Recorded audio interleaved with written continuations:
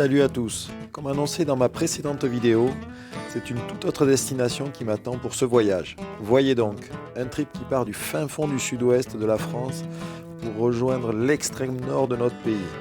1000 bornes au plus direct. Vous me direz facile, autoroute pendant 10 heures et le tour est joué. Sincèrement, vous me croyez capable d'un tel trip à moto et vous en faire une vidéo ?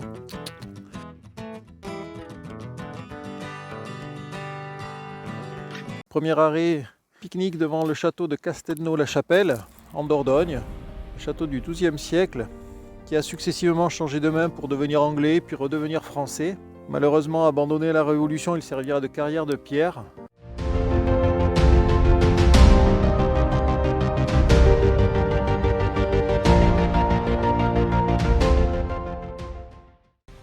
Pour ce deuxième passage devant un château, il s'agit du château de La Rochefoucauld, dans les Charentes.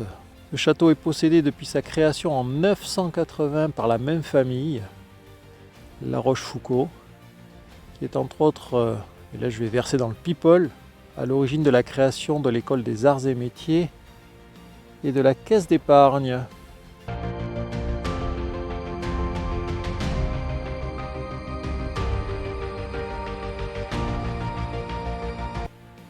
Bon allez, je pense que la moto va être très bien dans les écuries, moi dans le parc, ça peut le faire non? Un petit bivouac sympathique.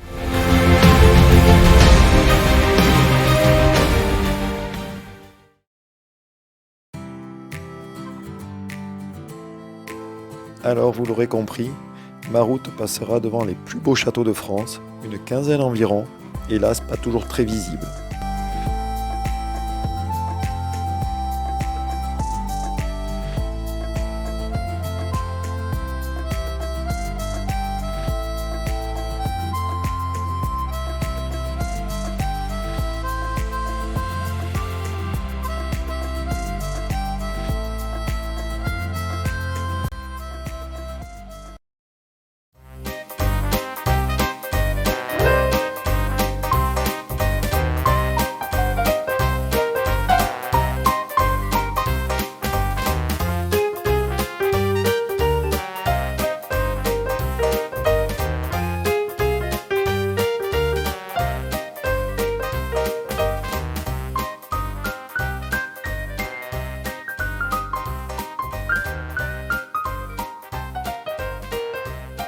Alors je ne sais pas si la Belle au bois dormant s'y trouve toujours, mais l'auteur de ce conte s'est inspiré de ce château d'Ussé. Effectivement, il y a de quoi tomber sous le charme. Magnifique. Il fallait que je le fasse.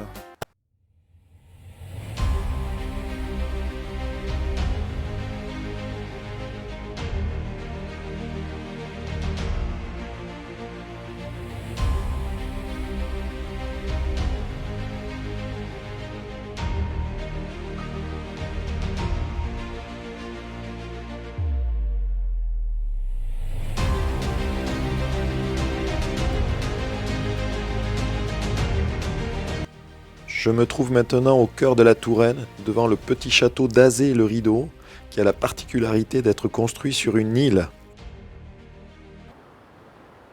Forteresse au XVe siècle avant de devenir palais royal à la Renaissance, la chapelle du château d'Ambroise abrite le tombeau de Léonard de Vinci.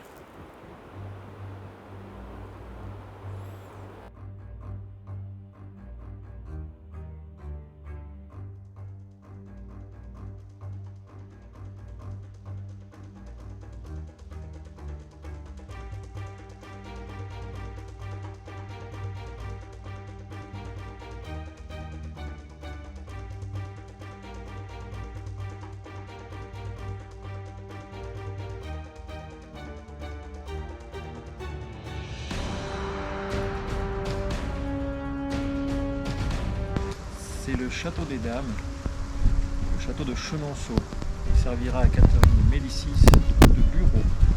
Pas mal.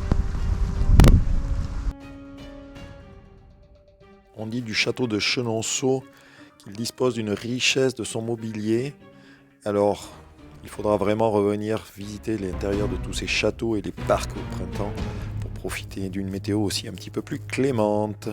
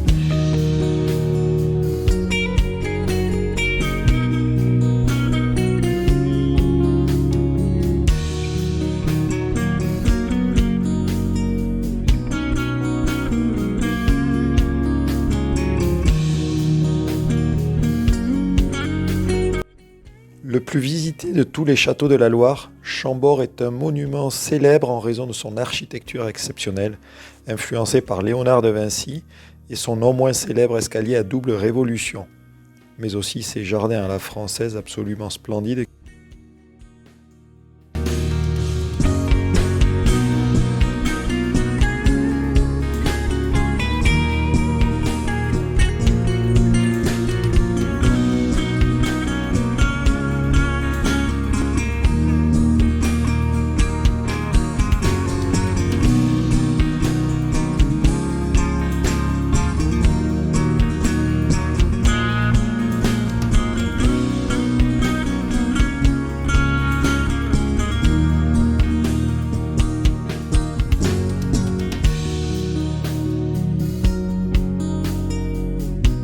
Bon, ben, c'est sous une météo bien pourrie que je me trouve devant Fontainebleau.